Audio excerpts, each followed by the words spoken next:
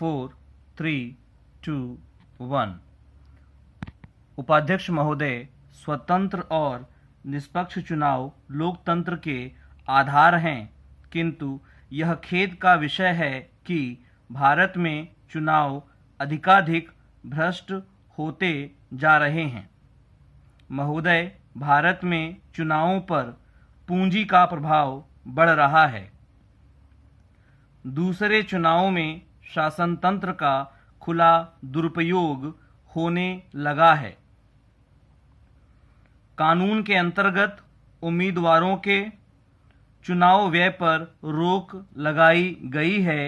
एक सीमा निर्धारित की गई है। यह सीमा लोकसभा के लिए 35,000 रुपये तथा विधानसभा के लिए कुछ अंतर के साथ 12,000 रुपये है, किंतु सभी जानते हैं कि इस सीमा का पालन उल्लंघन में ही अधिक होता है। चुनाव में राजनीतिक दल जितना धन व्यय करना चाहें कर सकते हैं।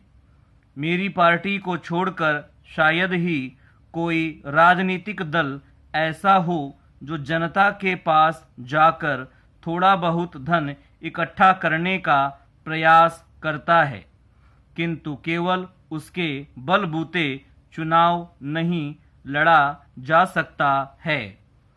सभी दलों के अधिकांश उम्मीदवारों को चुनाव के लिए धन कुबेरों के दरवाजे खटखटाने पड़ते हैं। कंपनियां कानून से राजनीतिक दलों को चंदा नहीं दे सकती हैं, लेकिन राजनीतिक दल धन एकत्र करते हैं। यह धन नंबर 2 का होता है।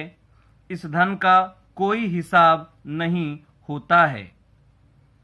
डॉक्टर सेठी की गणना के अनुसार राष्ट्रपति, लोकसभा और विधानसभाओं आदि के चुनावों पर भारत में लगभग 100 करोड़ रुपया खर्च होता है। उनका कथन है कि अमेरिका में होने वाले चुनाव व्यय की तुलना में यह खर्च ज़्यादा है। आप यह स्वीकार करेंगे कि जो तत्व 100 करोड़ रुपया काला धन चुनाव लड़ने के लिए राजनीतिक दलों को देते हैं, वे उसके बदले में स्वयं कितना काला धन बनाते होंगे, इसकी सहज ही कल्पना की जा सकती है। शासन तंत्र के दुरुपयोग की घटनाएं न केवल बढ़ती जा रही हैं, उनके स्वरूप में भी परिवर्तन हो रहा है। पिछले चुनावों के पश्चात कई ऐसी चुनाव याचिकाएं आईं जिनमें ट्रिब्यूनल को, हाई कोर्टों को यह निर्णय देना पड़ा कि रिटर्निंग ऑफिसर उम्मीदवारों को अनुग्रहित करने के लिए मतपत्रों में हेरफेर करते हैं, गलत तौर पर नामजदगी के पर्चे रद्द कर देते हैं।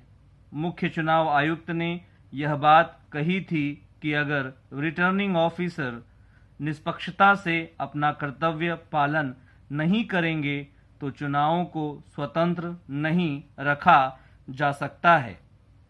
लेकिन आश्चर्य की बात यह है कि कानून में सरकारी कर्मचारियों के विरुद्ध केवल व्यक्तिशः रूप से कार्यवाही हो सकती है। अगर कोई उम्मीदवार किसी सरकारी कर्मचारी के प्रभाव का या उसके अधिकार का उपयोग अपने पक्ष में करे तो उनका चुनाव अवैध हो सकता है। यह स्पष्ट करें।